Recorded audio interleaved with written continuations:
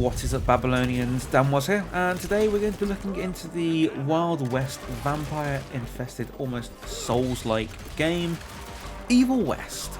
Your task is to slaughter ticks or vampires along your journey in a fairly decent-sized story. So far we've played for around 10 hours or so over at Babylon, and we're yet to finish the story or find all of the secrets. So let's take a first look at what you can expect from the home screen and the menus.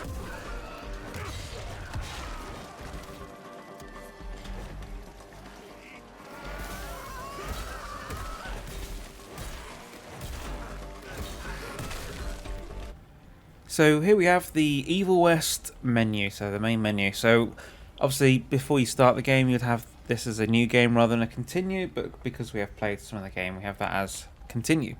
You then have your select save slot, so you can play from different points in the game. You then have your multiplayer, so if we click into the multiplayer this will load into here, which you can then invite your friend or your acquaintance in with you. Choose the mission, choose the difficulty, etc, etc, and then jump in. Now difficulty will be scaled in this, so it isn't as easy as single player is. Not saying single player is easy, but it's not going to be as easy. If we go back to a previous menu, then you'll see we've got the options. So what options do you have? You have your game language, skill reminders to remind you how to use certain skills and actions in the game, data gathering, so it gets telemetry which will feed back to the developers to let them know of any issues, etc, and how things are being used. Then we have the guest player colour highlight, so you can see where your teammate is in multiplayer. And then you've got your aim support as well. So at the moment I've got it set to manual, but you can have it as assisted, which will snap onto the target for you. Controls, or mouse and keyboards at the moment.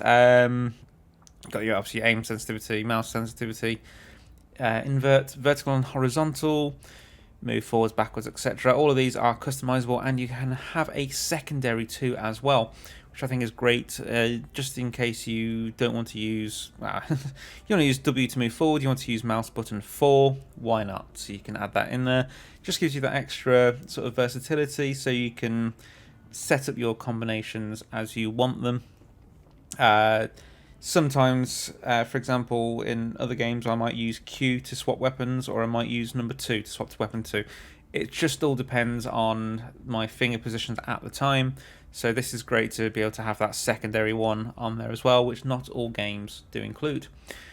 Now combat, we'll scroll down to that in a moment, but it will look quite confusing, or at least it did to me initially. I thought, what the hell is going on here? Is this going to be a game I'm going to have to use controller on? And this is why. So you'll see you've got fire weapon is E, gauntlet left click, aim right click, and all these zapper, kick, shotgun, quake punch, health dispenser, crippling rod, supercharged mode, cycle rifle / crossbow. All of this just initially to me thought, hang on, this is right, fire weapon E, is that what I want? But once you actually get into playing the game you'll understand why, and it is actually quite a very innovative control scheme. There's a lot of buttons going on, to be honest, so there's a lot to remember, but as you use the skills more and more you remember which keys are which, and you will get used to it, to be fair. So it's not actually bad playing on the keyboard when you play it, but it's quite daunting when you first see it. Now if we take a look at the controller, so there you go, you've got the controller layout there. You can change it between different default swaps, etc. On these. I don't believe there is any customizability on the controller though, which is a shame. Some people like to change it to specific ways, but I guess this has been set up so that it does work, that they know that they've got enough buttons to do everything they need to, and nothing conflicts with anything with that. Then we have a look at the game. We've got the gamma, HUD scale, subtitles on or off, subtitle size, and this is a brilliant one here, arachnophobia. So if you have a fear of spiders, you can genuinely turn spiders off in the game, which I think's brilliant. I would love that for, let's say for myself, I have a fear of skeletons. I'd love to have that option turned off, but for those that fear spiders, brilliant for them. You can turn that off from in the menu, and it does, when you first come across the spiders in the game, it does also ask you if you want to turn it off there. So that's brilliant. The developers are thinking outside the box with that, so fair play, top marks. Video, you got your full screen window, you got your windowed mode, full screen mode, VSync on or off. You got your FPS cap as well. Then you got obviously your quality. So at the moment we're running this on Epic, motion blur off, DLSS onto quality, AMD, all stuff all turned off because we're using NVIDIA. No slider for FOV, but if I'm being honest, I don't know if it does need that because it's not a first person, it's a third person game, so I think I can forgive them for that. And then your audio, you've got your generic main volume, music, effects and dialogue, and then your audio device. And then obviously you've got back at the main menu your credits, so you can go through, see who created this amazing game. Really great fun, so definitely recommend checking the gameplay out in a moment, and also checking out the developers who have actually created this game and sending them a tweet saying well done. Alright, now let's take a look at some of the core elements of the gameplay.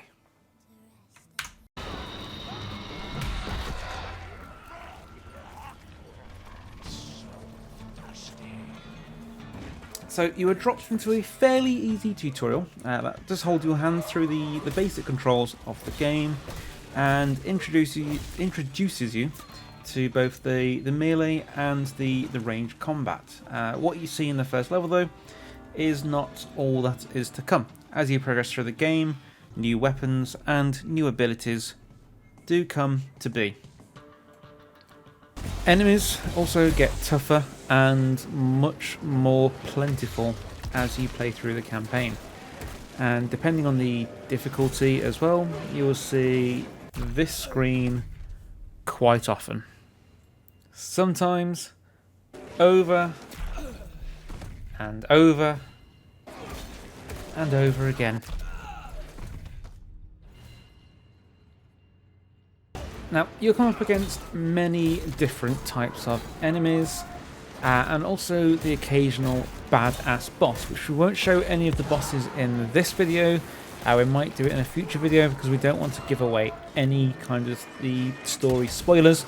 But here's a look at a couple of the larger enemies that you will come across. As mentioned before as well, if you are not a fan of playing this game alone, you can play this game with one other friend as well and complete the campaign. The one problem though is that the host player, they will progress through the game, whereas the person or the guest player joining will actually not get any progress in the game. I believe that they do collect gold throughout the game to allow them to upgrade their character, but they will not get any progress in their campaign. So all of that sticks with the host player.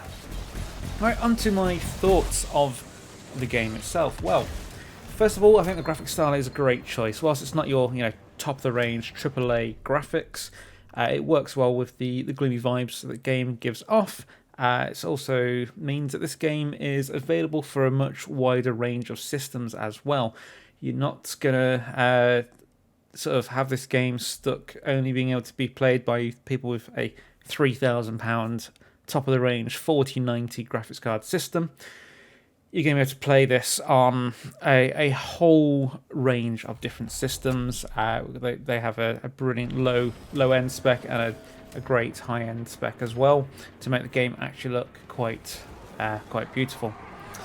Now the playstyle, I would say, is at first a little bit confusing at first glance when you look at those controls that we saw earlier in the menu, but once you start playing you do get used to it, and it does feel very intuitive as well once you learn what controls do what, so which combos that you can pull off, when to dodge, when to roll, all of those all come together through time playing it. The game itself as well comes with a lot of lore as well, so you can walk around and pick up sort of shiny lore that you'll find in secret areas or out in the open for the main story.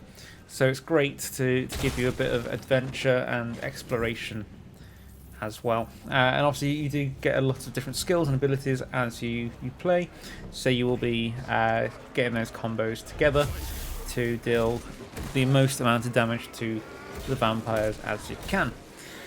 All in all, I'd say this game is great to pick up and play for both casual and the hardcore players, because you can change the difficulty. There is a difficulty slider, allowing for newbies and sort of people who are very comfortable with this style of gameplay to pick up the game and play through it. So I'll give it a solid probably 7 out of 10, purely because it's been let down by the multiplayer aspect of the game, but also the slightly confusing controls to start, but as you pick it up it becomes obviously a lot easier to play. So I would recommend you pick up this game, definitely have a play with it, grab a friend and have a play through, as long as you are both aware that only one of you will technically be progressing through the game. Well, let us know your thoughts on this game. Will you be purchasing it? Is there anything else that you'd like to see? Would you like to see a playthrough of collecting all of the lore, all of the special items as well, all the collectibles? We'd like to see us play through solo, play through as a co-op on the hardest difficulty, and even New Game Plus as well. Thanks for watching. Keep yourself safe, keep yourself well, and we'll see you in the next video.